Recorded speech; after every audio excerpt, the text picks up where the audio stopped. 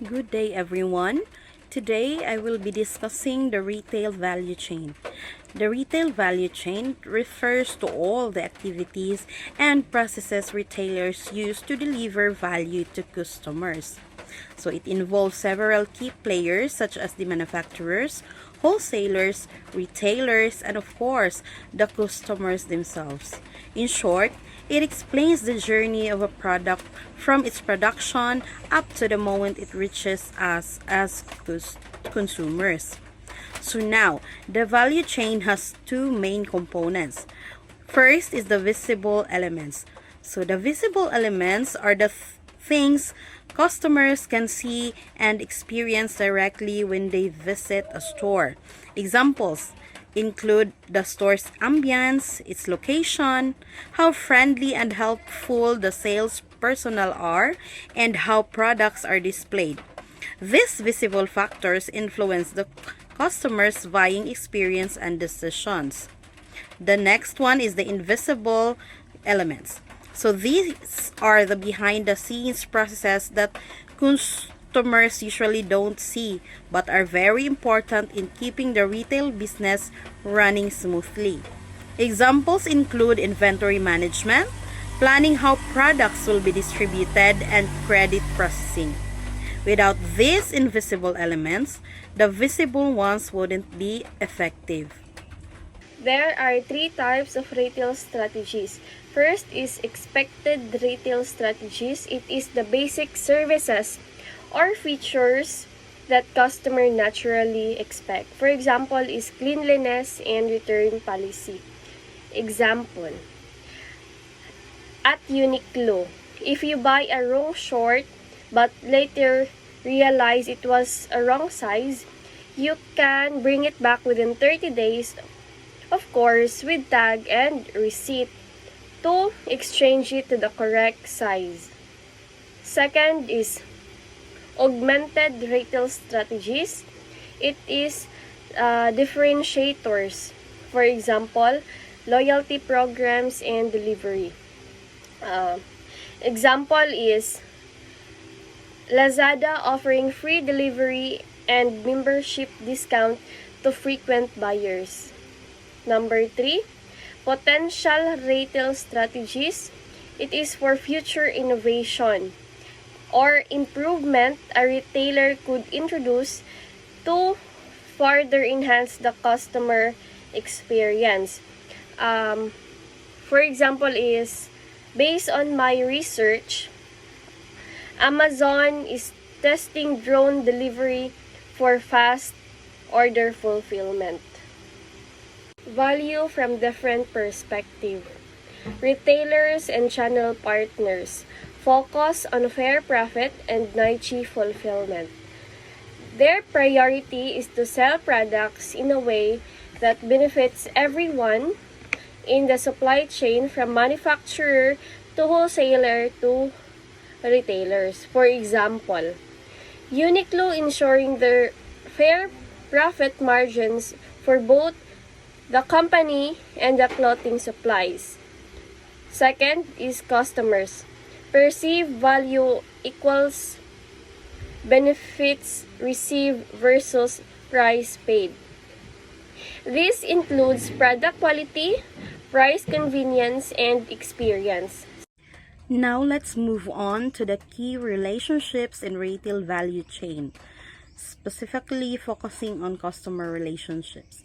So there are two main types of loyalty that retailers aim to build with their customers. First is the attitudinal loyalty.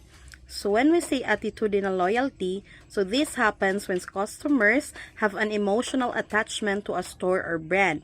For example, they love the brand so much that they're willing to pay more just to get that specific product. It's more about feelings and trust.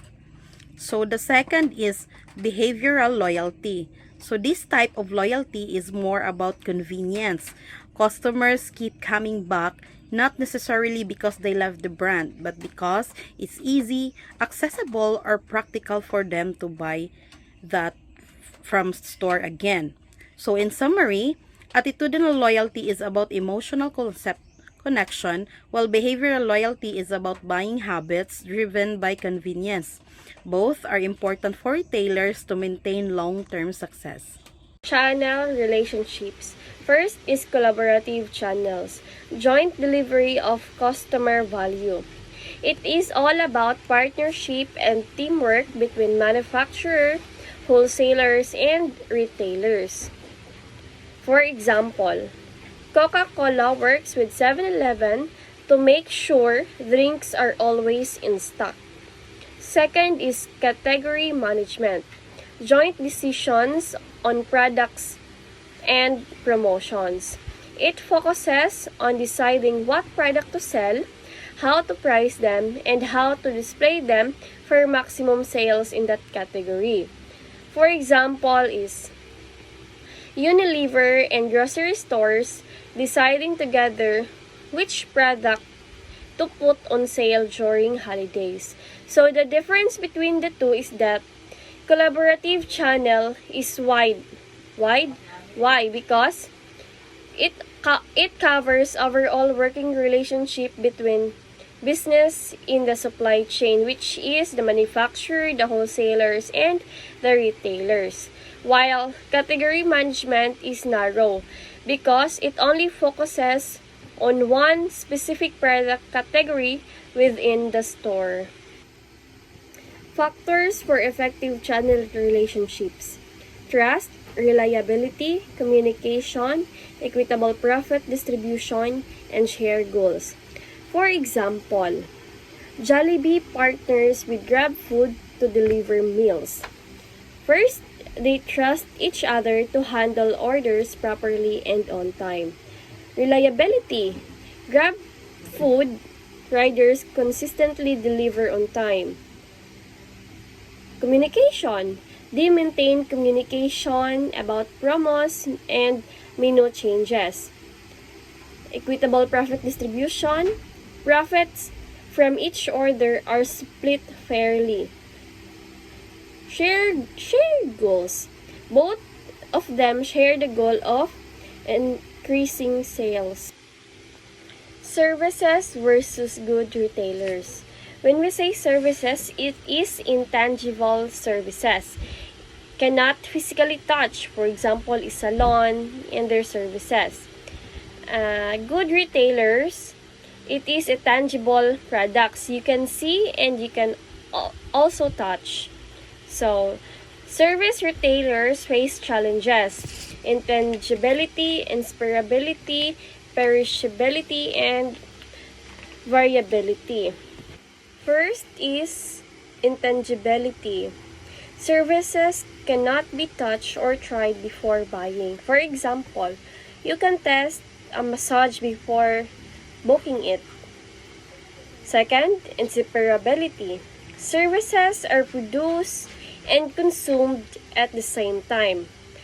For example, a haircut happens when the stylist is cutting your hair and you can separate the services from the provider. Third is perishability. Services can't be stored for later use. For example, an empty bus seat for today's trip can't be sold tomorrow. Last is variability. Service quality can change depending on the person, time, or place. For example, Jollibee's service speed and friendliness can differ from one branch to another. Now let's move on to customer loyalty programs and different types of rewards they offer. So the customer loyalty programs are the strategies businesses use to reward customers for their continued patronage. So the types of rewards are: the first is the economic. These rewards provide direct monetary savings. Example, the discounts and vouchers. Second is the hedonistic. This focus on providing pleasurable experiences. Examples, the games and exclusive experiences. Next is social relational. These rewards enhance a customer's social standing or connection with the brand. Examples, the VIP access and exclusive community events. The next one is the informational. This offer personalized information to improve the customer's experience. Examples are personalized recommendations based on past purchase. Next one is the functional convenience. This rewards improve the convenience and efficiency of the customer's interaction with the business. Examples, priority checkouts and home delivery. So, in conclusion, understanding these different types of rewards can help businesses design more effective loyalty programs and in turn increase customer retention. The effective loyalty program traits. First is attainable rewards. So, rewards should be within reach for the average customer. Second is programs that require excessive purchases before offering a reward can discourage participation. Next is the personalized offers. Offers should be tailored to the individual customer's preferences and purchase history. So personalization shows customers that their business is valued. Third is emotional connection with customers. Loyalty programs should aim to create an emotional bond between the customer and the brand. This can be achieved through personalized communication, exclusive experiences, and community building activities. The next is the clear rules. The terms and conditions of the loyalty program should be easy to understand. Transparency builds trust and prevents misunderstandings.